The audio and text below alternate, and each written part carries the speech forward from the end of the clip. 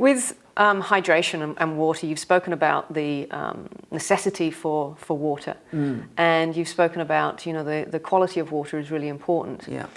Can you just, you know, elaborate a little bit more in terms of, you know, if we are drinking tap water and we are able to filter our tap water, the importance of remineralizing it? I think a lot of people just forget that we drink water and often it's either distilled and they think they're doing a good thing by drinking, you know, filtered distilled water, which, you know, is better than tap. But unless we remember to put the minerals back. Can you just share with us there? Well, first of all, it's important to remember that minerals play a huge role in regulating the hormonal system.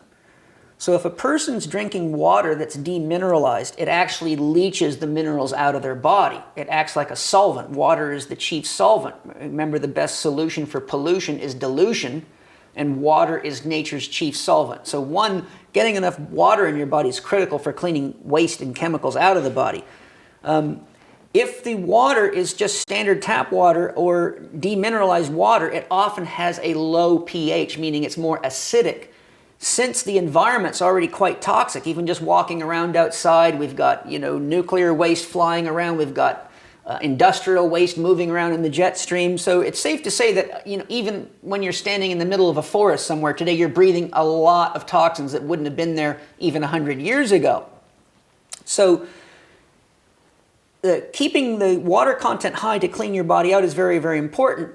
But if we look at the foods in the environment that we're in, most foods, look at, for example, sugars in everything. It's processed sugars even in meat. They use it in meats like bacon and other things because sugar is a very highly addictive substance. So they actually addict people to even foods at the grocery store. And they put, you know, an average cigarette has 8% sugar in it. So you're mainlining sugar right into your bloodstream.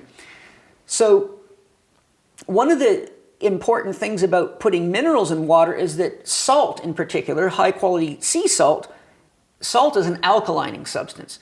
So it takes a potentially acidic substance that adds more acidity to the body and disrupts your biochemistry. And by putting salt in there, just enough that you don't taste the salt, but the mouthfeel of the water changes. The water gets more body, it gets more substance to it. And then what it does is it brings these minerals into the body. And in my research on sea salt, I found not only is there as many as 40 trace minerals in sea salt, but there's as many as 40 trace elements, such as microorganisms from the ocean that have been trapped in the salt. And many of these things have been investigated and found to be highly nutritious to the body. Salt can be millions of years old, so we're getting, shall we say, very clean nutrition from things like Celtic sea salt. So we're getting micronutrition, and we're alkalinizing the water, which helps us counterbalance the acidifying effects of sugar, drugs, environmental toxins. So a pinch of salt in a bottle of water, taste it. It's a good idea to do an experiment to keep adding salt till you just taste the salt and back down from there. Another simple thing you can do is you can buy pH strips right on Amazon. And pH strips are simple to use. You just stick it in there. For a few seconds, it changes color. Then you look at a chart and it says, oh, well, that color relates to 5.5 pH, which is quite acidic for water. Water needs to be at 7.0 or higher, depending on what the person's individual needs are.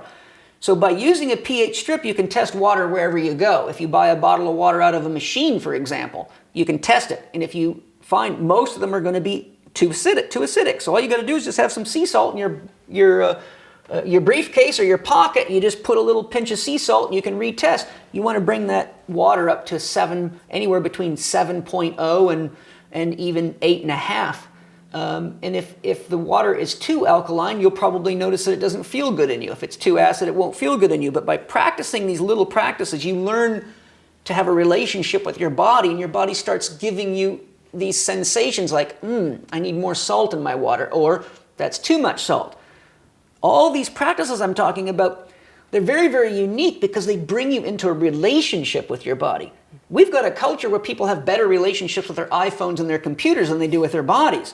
And so they actually forget how to live because they're so oriented around what they're looking at and what they're doing that they shut down their biological communication processes. So if you think about the things we've talked about, breathing, it's an awareness exercise. Salting your water, it's an awareness exercise. How does my body respond when I put salt in versus when I don't put salt in? Thinking, it's an awareness exercise. Until you start flipping that coin, you don't realize the average person thinks 68,000 thoughts a day, and research shows that 90% of those thoughts are negative in orientation. But we're so used to thinking that way, we don't even realize they're doing it. But when you start that little coin drill, you go, wow, I am like flipping this coin all day long. And you realize how many dream parasites you had in your mind. So these little tips are a lot different than saying, oh, if you get a headache, take an aspirin.